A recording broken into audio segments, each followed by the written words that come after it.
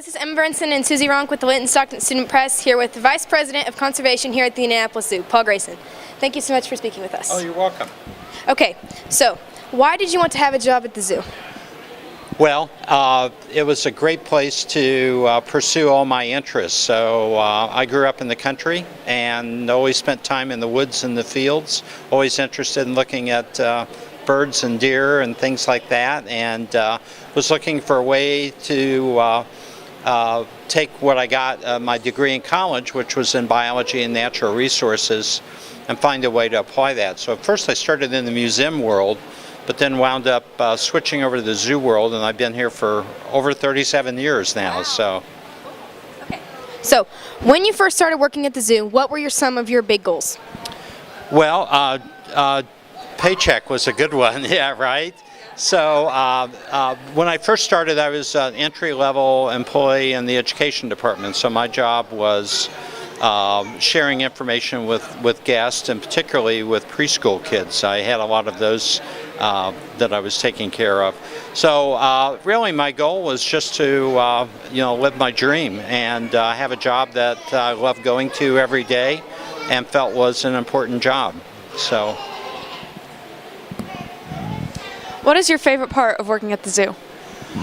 Well, obviously it's right behind me, right? So I get to have a lot of fun every day. I get to, if I get tired of working at my desk, I can always go out and visit some of my friends here behind me, like Nikki, the orangutan. So I certainly enjoy being around the people, and the animals. But really, I work with some really great people, and we have a lot of fun together. Well, what were some of your early experiences working with animals, and how do you think they affected your career today? Well, some of my first experiences were, might have been a little traumatic. I think we have somebody out competing me back here, but well, I can tell you that I'm known for being bit live on TV by a groundhog on Groundhog's Day. So some of my early experiences were very painful. Okay, so out of all of the animals at the zoo, which ones have given you the best memories and which ones have been the most inspiring to you? Well, I hate to pick one because I'm going to make some of my coworkers jealous or mad. But I have my favorites change all the time. Obviously, I have a great fondness for the orangutans behind us. I got to work on the design and construction of this facility, so I'm excited to see them enjoying it just as we intended for them to do. But elephants, we've done some remarkable things here with elephants, and I've enjoyed being part of that. So elephants and orangutans have a special place. Your job at the zoo inspires lots of people to go into wildlife conservation. How does this make you feel? It makes me feel good because that's what we're hoping that the zoo is doing, and that's empowering people and communities to work on behalf of wildlife and wild places. How are you helping the zoo to inspire people? Well, by creating world-class exhibits like this, and by allowing you to see animals acting as naturally as they can. I think also by creating opportunities for you to meet and interact with some of the folks who are out working very hard around the world to save animals under tremendous pressure. What are some good ways people, both young and old, can change their day-to-day lives to help wildlife?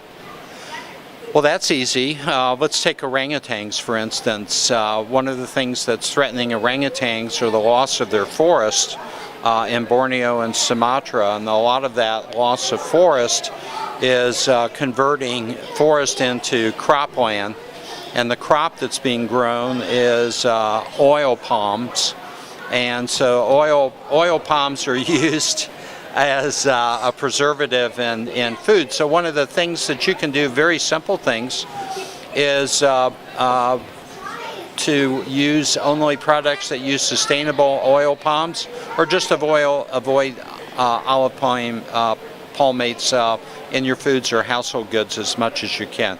That's kind of hard to do, but there are some good companies out there that are doing some very sustainable things. So, if you were to give advice to somebody who also wanted to become a wildlife conservationist, what would it be? Well, study hard. Conservation uses a lot of different disciplines. Of course, science is the basis of it, but you have to be a very good communicator. You have to be creative. You have to be good with people, because people are part of the solution, right, with conservation. So those skill sets are important. You can pick those up certainly going to class, both at high school and then in secondary, like college or something. But also getting real life experiences here. So coming and volunteering at a place that's involved in conservation, like the zoo, I would highly recommend that to anyone interested in pursuing that. That'll help you maybe get a little more focus, maybe help you decide if this is truly what you want to do, as well as make you a very attractive candidate to be hired later. And then the final thing is, once you get all that experience and you get your degrees and things, just be willing to move where the work is. The work's out there. You just can't be picky about where you want to stay and be able to get to do those things.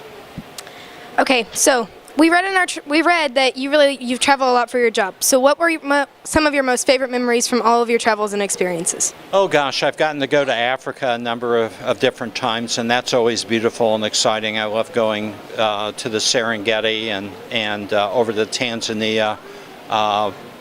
Those are the kinds of things you see on TV documentaries all the time.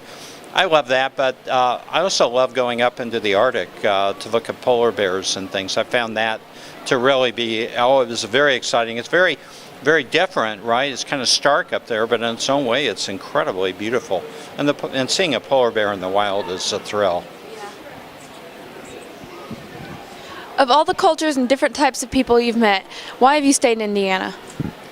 Well, I like Indiana.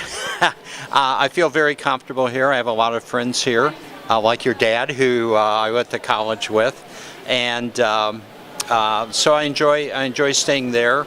I think the state's a very beautiful place. I mean, I've been to a lot of, obviously, we were talking about a lot of very exotic and incredibly beautiful places that I've been to. But I find all that beauty in nature still here in our state, and it's not that very hard to find. And I just like Hoosiers.